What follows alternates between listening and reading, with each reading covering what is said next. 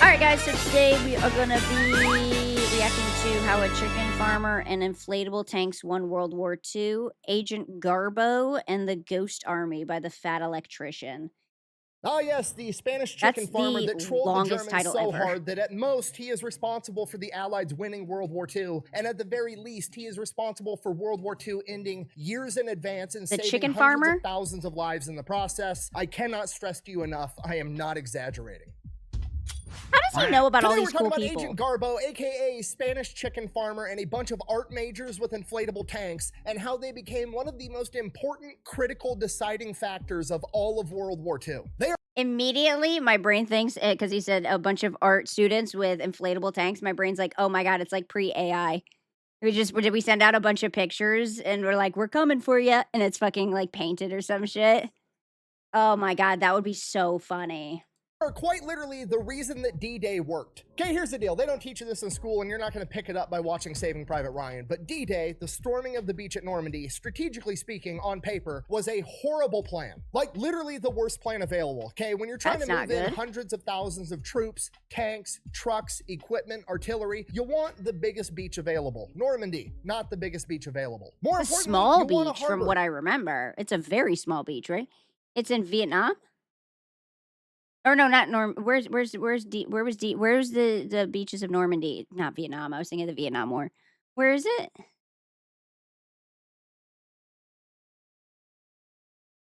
It's like in that little pocket.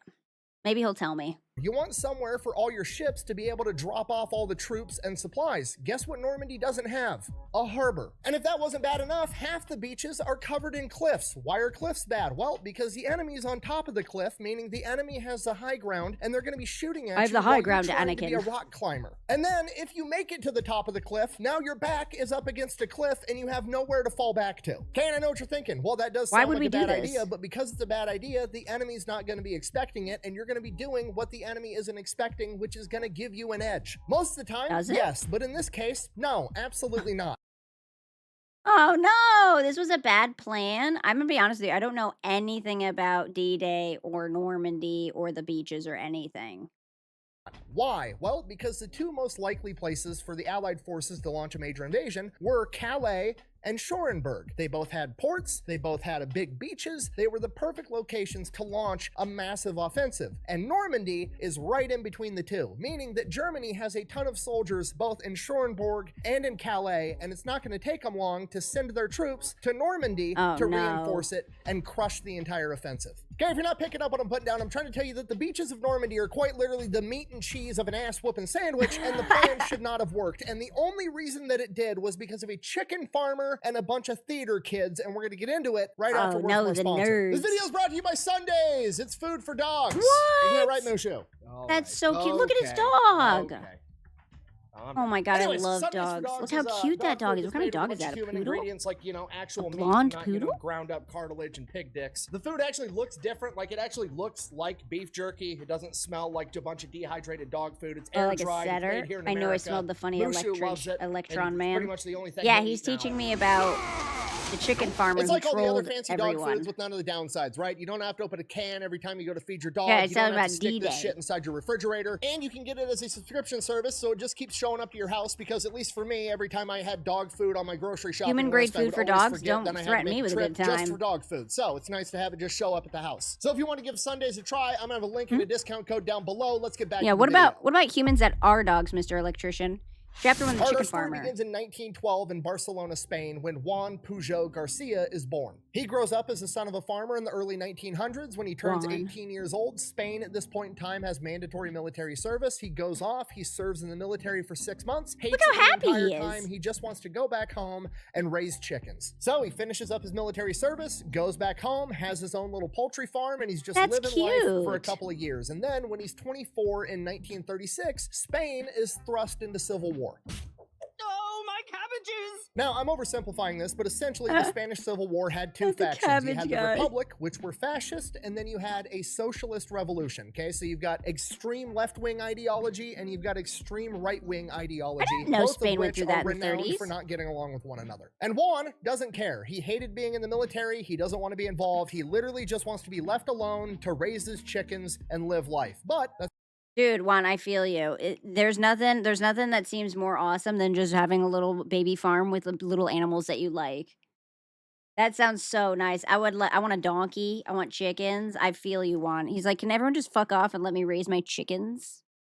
It's not really how civil wars I'm work. setting So his what ends up pee. happening is the socialists determine that his mother and his sister are not sympathetic to the socialist revolution, and they throw them in prison. Shortly after that, Juan is conscripted to fight in the socialist military. You know, the same people that just arrested his mother and sister. So Yeah, he's obviously, definitely gonna not be a big okay with fan. that. He refuses to do it. Believe it or not, jail right away. From here, he's in jail for a little while. Then he ends up getting broken out.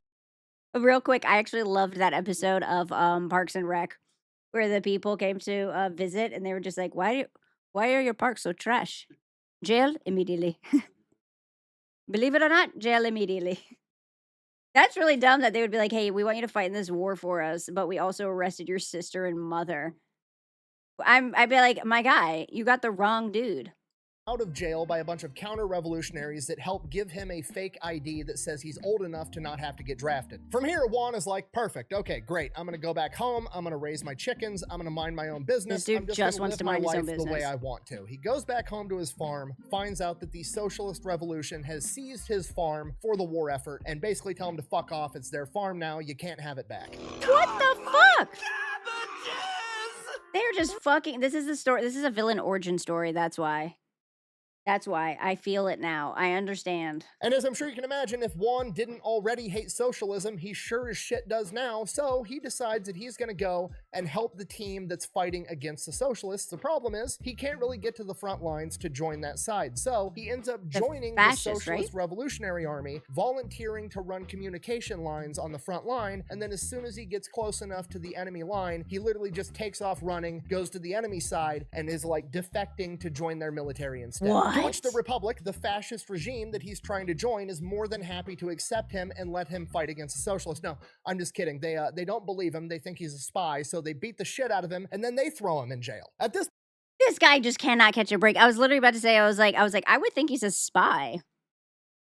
He's just catching L's left and right. Everyone's not fucking with the chicken farmer. point, Juan realizes both of these guys are assholes. He doesn't want to be involved in any of this. He just wants to go home and raise his chickens. From here, the Spanish Civil War ends in April of 1939. A couple of months after that, in September of 1939, World War II kicks off. To which Juan Woo! looks Spain at the can't sides catch a that are break, fighting. neither You know, can you've got the UK Juan. doing their monarchy, democracy type stuff. Then you've got the USSR doing communism, which is just extreme socialism. Not really a fan of that. And then you've got Germany, ran by the Nazis, which quite literally stands for the National Socialist German Workers' Party. Don't like I didn't know that. Okay, nationalist, not necessarily wanted to sit at home and synonymous play with with chickens. fascism, but it is one of the cornerstones, followed by the word socialism and German Workers' Party. Okay, it's literally everything he hates wrapped up in one big ball of white supremacy. So Juan decides, He's just fuck surrounded those by guys, people he I'm gonna can't do stand. everything I can to fight them. You're gonna pay for this! So he goes to Madrid to the British cabbages. embassy and volunteers to be a spy. The British are like, dude, you're a chicken farmer in a neutral country. You provide absolutely no value to us. Kick rocks. We don't want your help. Go away. At this point, Juan realizes that telling the truth isn't working, so he's gonna start lying. He goes, pays off some dude that runs a printing. He's just out here lying for the love of the game. I love it. Spain is the only traditional fascist country to survive World War II. Oh, really? Well, it's in part help to Juan, the chicken farmer. Press to make him what appears to Shout out be Juan. a fake diplomatic passport like a politician would have that would grant him access into Great Britain. He then takes his counterfeit politician passport, goes to the German embassy in Madrid and says, hey, I'm a Spanish politician. I just got orders that I'm going to be stationed in London for the next couple of years. I'm sympathetic to the Nazi cause. I want to be a spy for you guys. Ooh, that's a bingo. And apparently the counterfeit passport was good enough because the Germans believed him. He just counterfeited his way in, the double agent. From here, the Germans give him training. Real quick, usually you get recruited to be a double agent. You don't force your way into it. Usually it's not like, hey, I want to do this. And they're like, nah, thanks, my guy. And then you're like, no, you didn't hear me. I'm going to be a double agent. on how to secretly communicate with them like a spy would. Basically, he's gonna write a normal letter in Spanish like he's mailing it off to a friend, just talking about daily life or whatever random bullshit, and then in between the lines of the letter, he's gonna use invisible ink and ciphers given to him by the German to convey secret intel, and then he's gonna mail it to a particular address. From here, the Germans give him a bunch of invisible ink, the address he needs to mail the letters to, they give him 600 pounds to buy. Wait, so he's in Germany now. So he's a double spy for Germany, like he's spying on Germany, and he's sending it to the British. He's spying on the British working for Germany? God, I love Operation Fortitude stuff. Okay. All right. I get confused with the double agent part on who they're double agenting. Josh Johnson, thank you so much for the follow.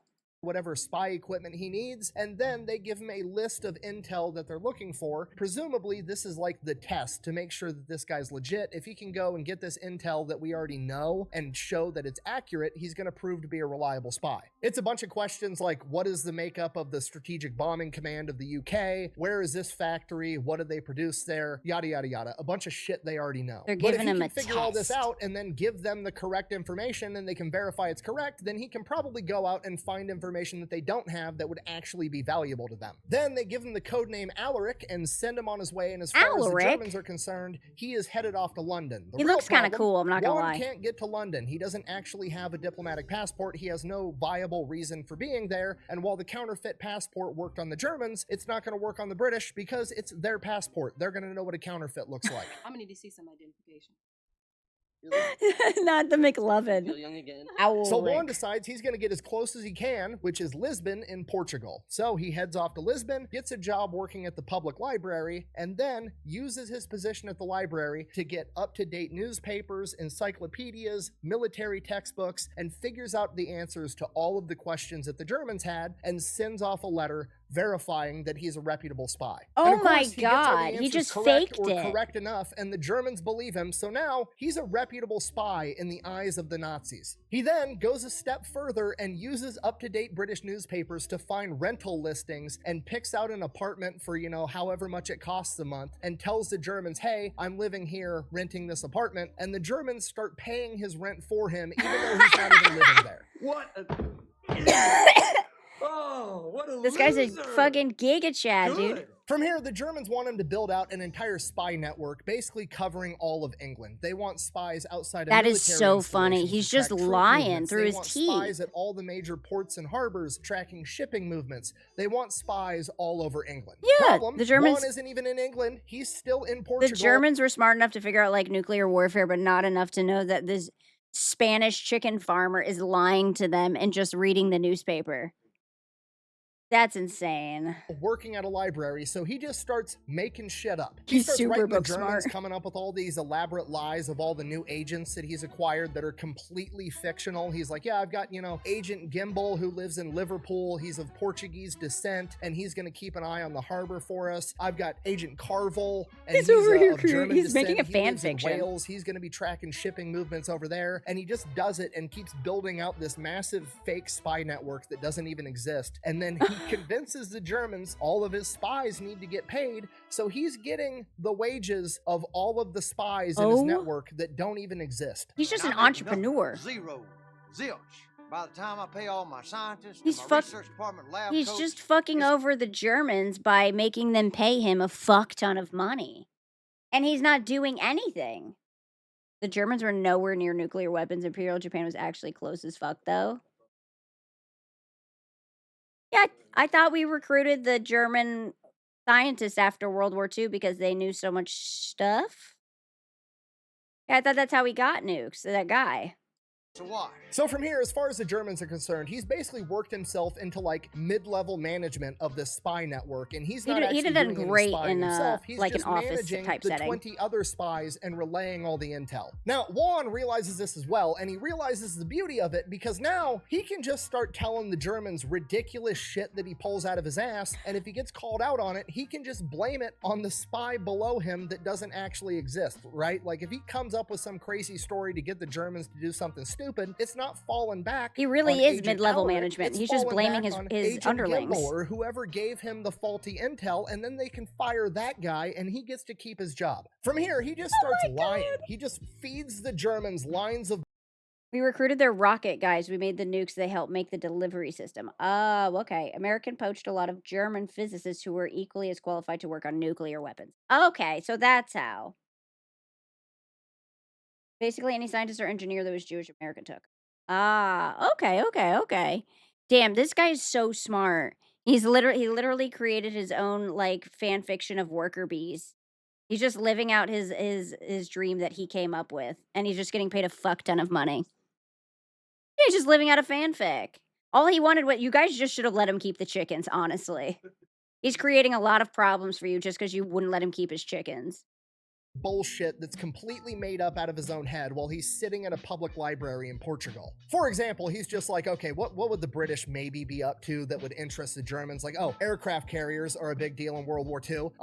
Yeah, the British are designing some super massive mega aircraft carrier, and they're What if he testing was it right? on, let me check my encyclopedia at the library, the biggest lake in Britain, Lake Windermere. Yeah, they're testing the new super carrier on Lake Windermere. Sends that off to the Germans. Just complete made up bullshit. And it's Do you imagine just making something up in the middle of a war? Yeah, they're testing that on a lake? Yeah, it's landlocked. Also, how is he mailing it to them? They're not going to notice the Portugal stamp? These people were dumb, dude. Yeah, like no one thought to check up on him at his place or any of the 25 people who worked under him, quote unquote. Jesus Christ. I feel like he just worked his way into working under someone who's real dumb.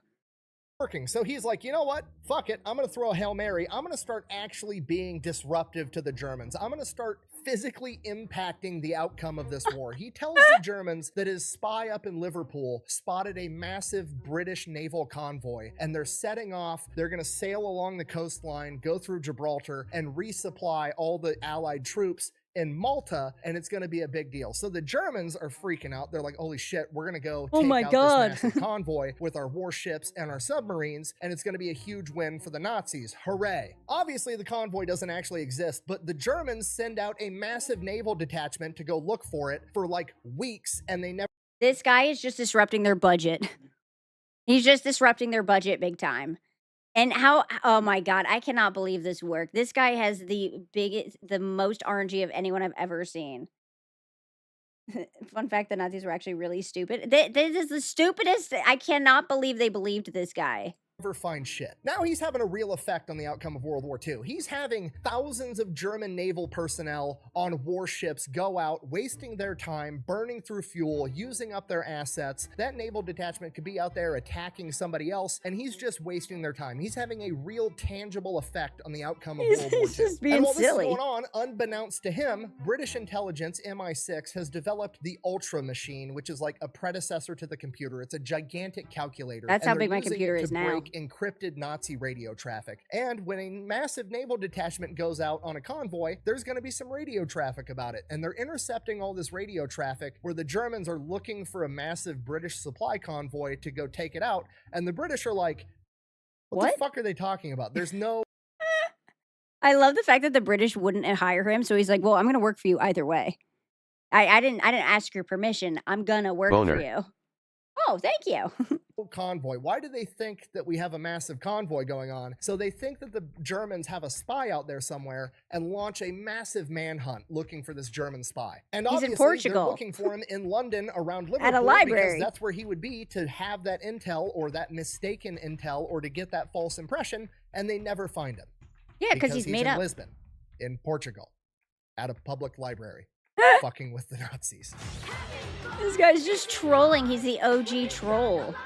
God, Alaric, you would have loved the internet in A couple of months go by, it's 2025. like mid-1942. He's been messing with the Germans for about a year now. So he decides that he's going to go to the British embassy in Lisbon and tell them like, hey, here's all this intel. The Germans trust me. I want to be a double agent spy for you guys. The British, super skeptical, start vetting the guy. and they see that he was the one responsible for the convoy fiasco, and they're like, holy shit, we found the guy. He's not in the UK, he's over in Lisbon. He's in Portugal. Oh, fuck. So he immediately gets hired. They give him the code name Garbo, referring to a famous actress at the time that was renowned as the best actress in the world, but they think he's the best actor in the world. That was my boner, because sorry. he's Never leading the apologize Germans for on this it. wild goose chase. So they move him over to Britain, and he is working out of MI6 headquarters. From here, because now he has real British intel, the lies get more strategic. They get more accurate, but not in a helpful way. He just but the proved Germans his don't worth realize by that. lying. So he's gaining more and more trust with the Germans because his quality of intel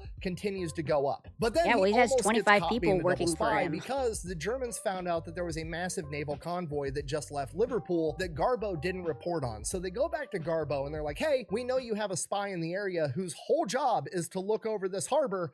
Why didn't you report this to us so we could do something about it? To which Garbo was like, Oops. yeah, that guy, he died, actually. Yeah, no, he was in the hospital sick for a couple of weeks, and he's dead now. And then had the British take all of the, you know, the fictional story, because the Germans knew the guy's name and his code name and his descent and all these fucking fictional details that he had created, and had the British put an obituary in the British newspaper for this fictional man, and then he sent them the obituary. To which the Germans sent their condolences and severance pay for his widow.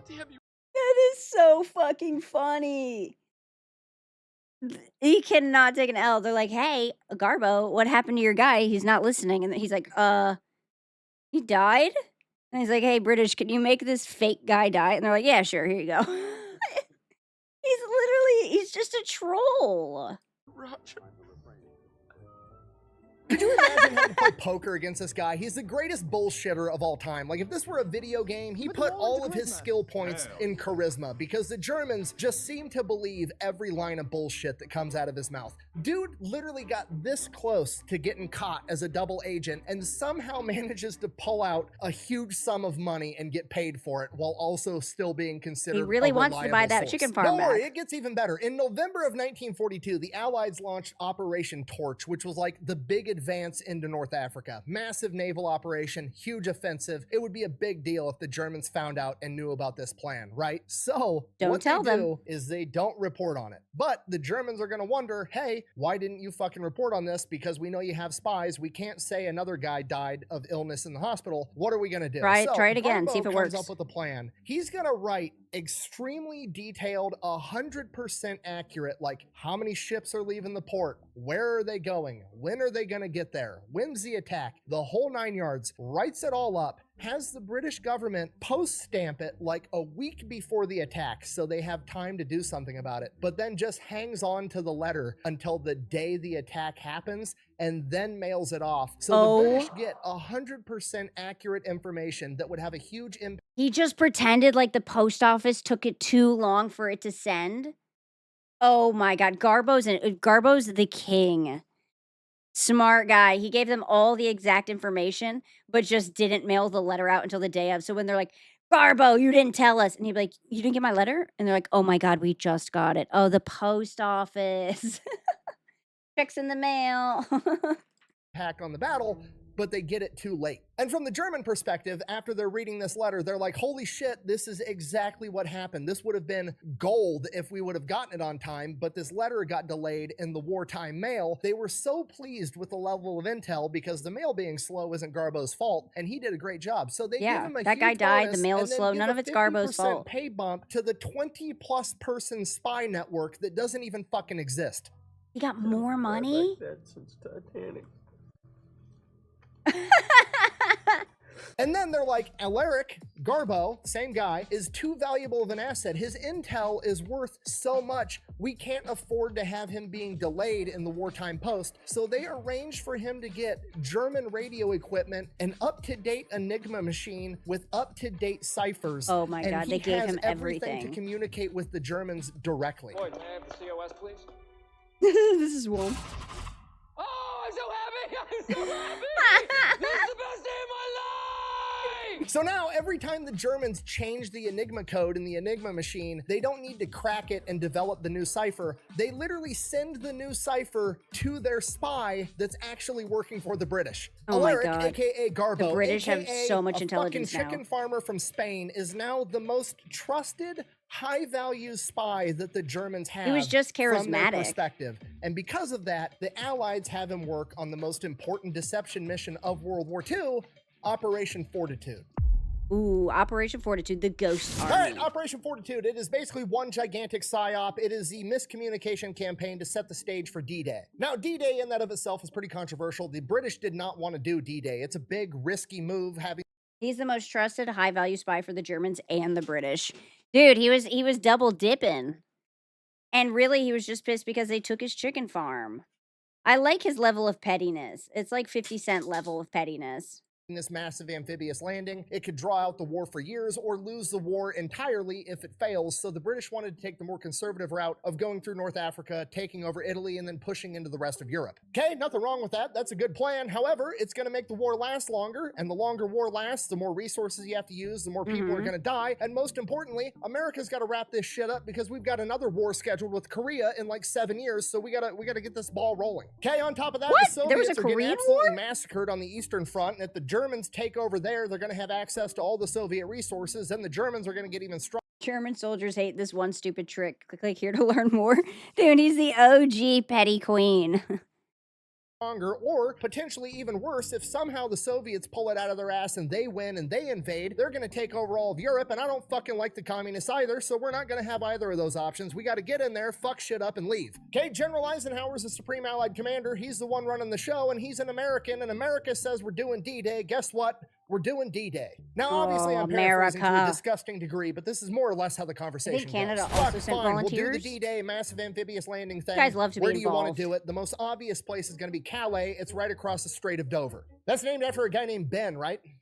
What? Bend over. Nothing, sorry. Please Got him. continue. Okay, the upside of Calais is it's got a harbor. We can land a bunch of troops there. It'd be a good access point. The problem is the Germans have fortified the ever-living fuck out of it and have a ton of soldiers there because it's the most obvious place that we're going to invade. All right, so we won't go there. What else you got? Well, there's Schoenberg, but it's pretty much the same thing. It's the next obvious place. This is that about the Germans D-Day. have This is where fortified. it comes All into right, play. what else you got? Well, I guess the Germans probably wouldn't be expecting Normandy, but there's no harbor and it's covered in cliffs. That's perfect. We're storming the beaches of Normandy. I mean, okay. America. America. What about the cliffs? No problem. We'll teach all the boys how to rock climb. We'll have boats that shoot rocket-propelled grappling hooks up the cliff, and then we'll have boats with giant firemen's ladders that go up with machine guns on top and mow down the enemy while the boys are rock climbing. Okay. Why the well, boys are rock I mean, climbing? there's a lot of like rivers and ravines and creeks and stuff in that area. What if the Germans blow up the bridges and then our tanks get caught up in these little ravines and they can't cross? We'll build bridges, we'll strap them to tanks, and we'll bring the bridges with us. Okay, humor What? me. Let's just assume brought all of the that bridges works. with What us? about the lack of a harbor? Don't worry about that. We'll make one back home in America and bring it with us.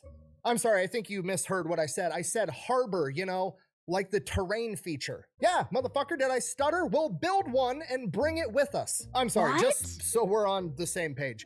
You're gonna build a terrain feature in America and bring it with you to the invasion. Did I stutter, yes, it's not bitch? that complicated. We're gonna call it a Mulberry Harbor. It's gonna work great, okay? If you think that's impressive, we're building a portable star to give to Japan later. Just trust me, we're gonna figure it out. Okay? America guess, just sends it. what- They have an idea and they what do just you send need it. from They're like, us? worry about the Well, details you and the later. boys over at MI6 got the best spy network in the world. I need you to convince the Germans that we are in fact going to attack exactly where they think we're going to attack over in Calais to take a bunch of pressure off of Normandy so we have time to get in there and invade. Okay, I mean, we can fake radio traffic and give them false intel, but they're going to have aerial reconnaissance in the area and they're going to see that we're not building up a massive army to invade and they're going to know that we're lying. Okay, so we'll put a massive army there. Yeah, problem, we only have one massive army. I so love if we that put they're it right arguing across the Strait of British and Dover from America. British is like, Ben- not good idea. And Ben America's like, Dover, I why are get you your asking joke now. so many questions? Yeah, Just anyways, trust if me. we put the massive army right across the Strait of Calais, how on earth are we going to put the massive army where we need it over in Normandy to actually invade? We're going to fake it, obviously. Okay, here's the deal. I've got like 1,100 artsy-fartsy theater kid art majors that I don't really know what to do with. We're going to put them in charge of this, and they're going to build a fake ghost army that's going to imitate a massive invasion force. So I need you guys to start building Oh. fake wooden planes and fake wooden landing ships. I'm going to call the people that make the Macy's Day Parade floats, and I'm going to have them make us like 1,000 inflatable tanks, a bunch of inflatable trucks, and a bunch of inflatable artillery infantry pieces and will What? start staging up for a massive invasion. And that's pretty much what happened. America sets about creating What? America created a fake army? They made a movie? They just, like, brought in Hollywood? That's insane, dude. Hoorah. God bless USA. Caw. Yeah, inflatable fake vehicles. Yeah, because they only had one army and they wanted to send it to Normandy, so they sent the fake army pictures of it, I guess, to the other place. A ghost army? America used to do things. God, we used to be so creative.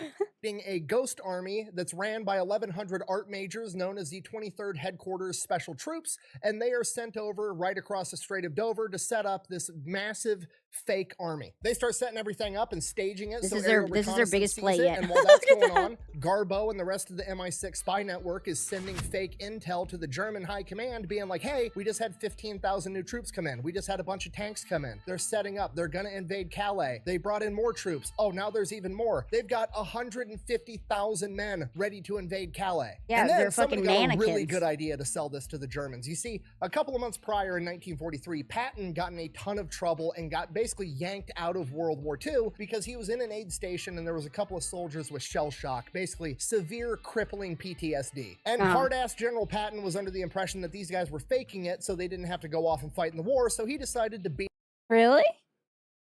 Oh, guy said that General Patton is in his family tree. Like his great something. Yeah, the General Patton. There's Pattons is still in his family. That's crazy. Our inflatable vehicles. Quick, get the theater nerds on it. a couple of them up. It really pissed off the American people. Eisenhower was furious, so he ends up getting yanked out of World War II. But the Germans never actually believed that America was going to pull their best fighting general out of World War II because he roughed up a couple of privates. So they've been thinking the entire time that Patton is off somewhere on some covert mission, building up an invasion force, getting ready to attack. So they bring Really, he Patton got in fired. As bait. They start calling this massive fake army FUSAG, I know there's or a reason First we left Army Guy. Group, and Yeah. they've got Patton parading around, getting his picture taken. He's in newspapers. The Germans are obviously monitoring that. Then they've got Garbo, their most trusted spy, relaying the info that Patton's here. He's the one leading this massive army. Oh my God, Germans Garbo's out here buy it, lying about being hook, with line, and Patton. sinker. This is just too easy. So the Germans are like, if America's sending their best general to attack Calais, we're going to send our best general. They send Erwin Rommel up there with like 150 You think they're gonna be pissed when they find out all the tanks are inflatable? 19 infantry divisions and 2 armored divisions are all now in Calais waiting for Patton to come. This is it. This is going to be the epic showdown between General Patton and Erwin Rommel, the 2 most well-known generals of World War II. Yeah, except Patton's on a beach Except somewhere. it's not. Because it's all bullshit.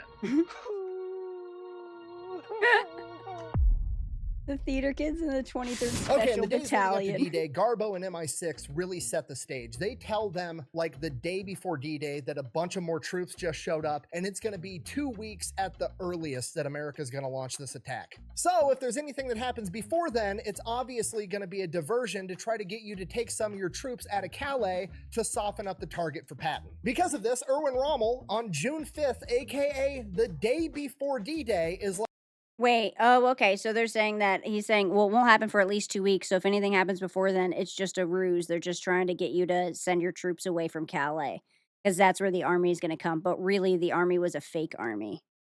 sweet, I've got some time to kill. Tomorrow, June 6th, again, D-Day, is my wife's birthday, so I'm going to go back home to Germany so I can play hide the bratwurst and celebrate. So Erwin Rommel leaves. D-Day happens, he's in Germany. He's not even in France. So while the birthday girl's Where the laying on the fuck bed is he? pretending her feet hate each other, 156,000 Allied troops hit the beaches of Normandy. I And really because don't the know Germans anything are about convinced that Normandy. America's going to attack at Calais, there's only like 20 to 25,000 Germans defending the beaches of Normandy. 20 so to the plan 25,000? is working. Okay. Rommel hears that there's an invasion that gets launched. He makes a beeline back to his headquarters right outside of Paris, France. He doesn't actually get there until June 7th, D-Day +1. He immediately does the worst thing possible for the Allied forces. He sends 40,000 infantry troops and an entire armored division from Calais down to Normandy. Okay, Oh, this is going shit, to be it backfired. absolutely catastrophic to D-Day. That's going to triple the amount of Germans guarding the beach and add a fuck ton of tanks on top of that. The absolute Wow. best case scenario is this adds tens of thousands of Allied forces dying, and the worst case scenario, it means that D-Day is going to fail as a whole. And it's more than likely going to does be the it? second one, because if Rommel rolls up with a bunch of tanks, he is going to drive the American forces back into the ocean, and it is going to be Dunkirk 2.0 all over again. And then a Wasn't there a movie chicken about farmer Dunkirk? from Spain saves the day. Garbo, Alaric, the most trusted German spy, Hell sends yeah, a Garbo. transmission to German high command that the attack at Normandy is a feint, it's a ruse, it's just a distraction. Do not pull your men out of Calais. Don't and do this it. makes it all the way into German high command and all the way to Hitler himself. And Hitler signs off on the order for Rommel to turn his forces around and go back to Calais and wait for Patton. Literally Oh my God. Hi, Tippy. Hi, Turbo. Welcome in. He was about to send 40,000 troops and tanks to stop everyone at Normandy, but Garbo fucking came through once again and was like, "It's a lie, don't go." And the message went all the way to Hitler, and Hitler's like, "You know what? I trust this Garbo guy. Listen to him." Classic Garbo, my guys. creating the timeline we live in today, where D-Day was a success. And the cherry on top, Hitler then signs off on an order to award Garbo, Alaric, the Iron Cross, which is literally the Nazi equivalent of the Medal of Honor. What? Oh, we actually got a lot of those. Some of the guys use them as paperweights. Garbo has Hitler so convinced that this attack is coming at Calais that Rommel leaves his forces there. Yeah, I knew they were for dumb, but I 6 did not know weeks. they were this And by dumb. then, He it's too gave late. him a fucking Medal of So the Honor. invasion of Normandy works because of Garbo and the Ghost Army, and then after that, the Ghost Army gets deployed into France. And from here, they go full PSYOP mode. They would roll up to wherever a real infantry division was. They would then paint that infantry division's logo on all of their inflatable shit, and then have their same patches. And then while that unit moved out, they would pretend to still be that unit in the same spot, so the Germans don't know where an entire division disappeared to, because they still think it's right there. And the level they went That's so smart. So they brought in all of the inflatable tanks, dressed them up like the German tanks and everything, and all the people there, and they just left it there so that on pictures, everyone's like, "Yeah, our army's still there," and it was really the fucking Americans' fake tanks. And they would just take out whole divisions. That's to so make funny. it look like they were legitimately the unit they had replaced was incredible. The Ghost Army had their own Morse code guys, and they were going to be blasting out fake radio transmissions, fake Morse code, fake Smart, everything, yeah. in addition to all the Who's inflatables. who's the and just general at the appearing time? like a Because it real wasn't military Patton unit. anymore. And with Morse code, you can tell who the operator is. The way that your hand strikes the little keypad is very much like handwriting or your spoken voice. You can identify Morse code's different really cool. people and different operators. So these Nat Ghost 20 Army charisma Morse roll. code operators would go and sit with the real infantry division's Morse code operators and learn their exact handwriting, so to speak, so that they could mimic it perfectly. They had trucks with gigantic loudspeakers that would blast noises of tanks moving, trucks moving, NCOs yelling at soldiers to put that cigarette out. It's all kinds of shit acting. to make it look like a real military unit was there. That is They took so a bunch funny. of theater majors, actors, and they would send them out into the nearby towns with the patches of whatever unit they were imitating, and they would go into bars and get drunk and have conversations dropping fake intel about where they're going next. And They're just actors. They hired a troupe of theater kids. Oh my fucking God. The other way around, they painted them the American division tanks so that the division could leave, and the Germans thought the division was still there. Oh, it's the other way around. So they went in and they painted the tanks like American divisions. And then the Americans could leave because the Germans still thought that they had eyes on where the American people were. Okay.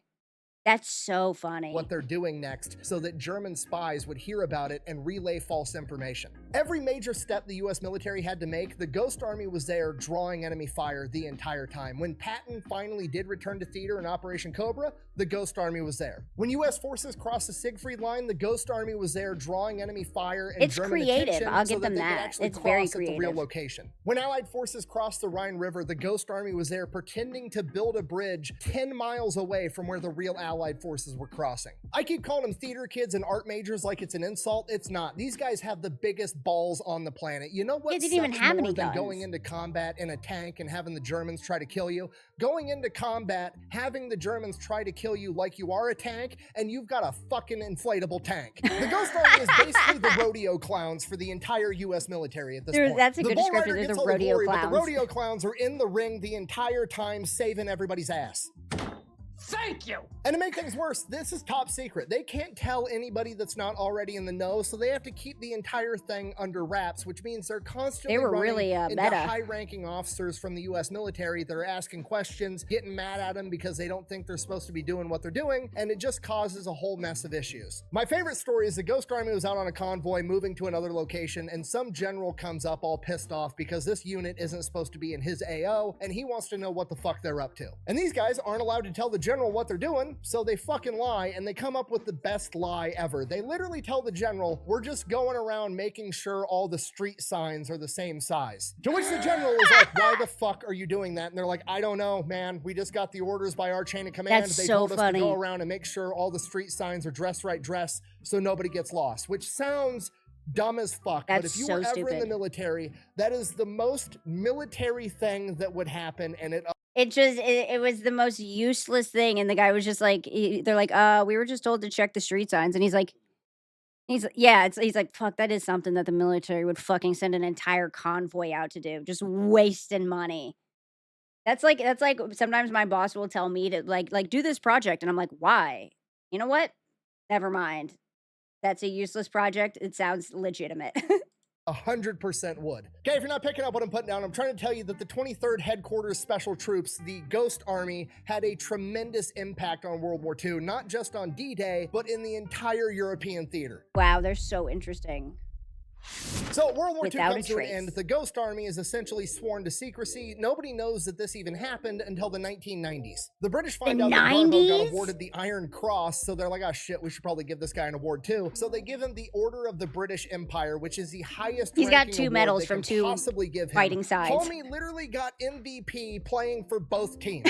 And the Nazis never even found out that he was a double agent. The British They then give him a didn't? big lump sum of money as a thank you, and then he's kind of worried that Nazi sympathizers are going to track him down and kill him if they find out that he was a double agent that quite literally preemptively end World War II, if not is responsible for winning the entire thing. So in 1949, he fakes his own death and disappears. From here, everybody He's thinks incredible. dead for decades, and then 25 years later, a historian hears that he might be alive somewhere in South America and ends up tracking him down, and he's South a teacher America. that owns a bookstore in Venezuela. So the British bring Oh him back my over God. for the 40th anniversary of D-Day. He gets publicly recognized. He's a hero. He finally gets his moment in the sunshine. He gets to go to Normandy and see where all of the battles unfolded. And then, while overlooking one of the cemeteries at Normandy, he said, and I quote, "I knew I saved tens of thousands of lives, but I don't think I did enough." And that Aw. is a story of how a chicken farmer from Barcelona and a bunch Garbo. of theater kids with inflatable tanks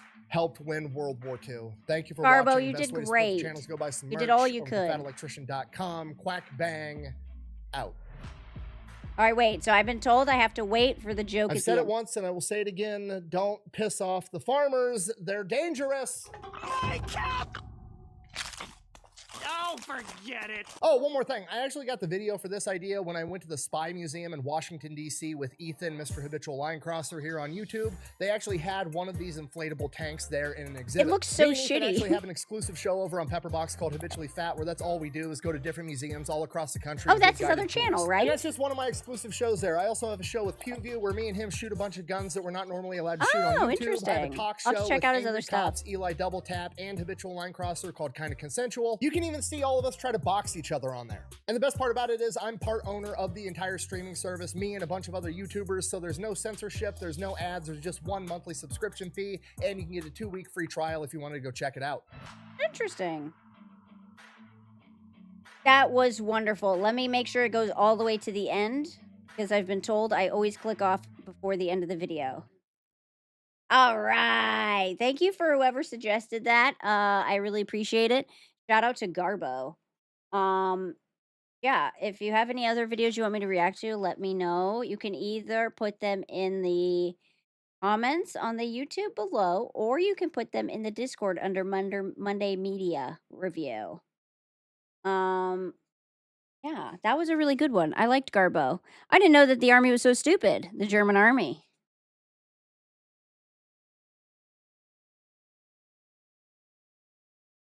That's certifiably dumb. He's got a few channels and channels he's a part of. I used to watch Habitual Line Crossers a lot. That was really cool. I like that a lot. If you, I want to show you guys one more person I really like. What's his name?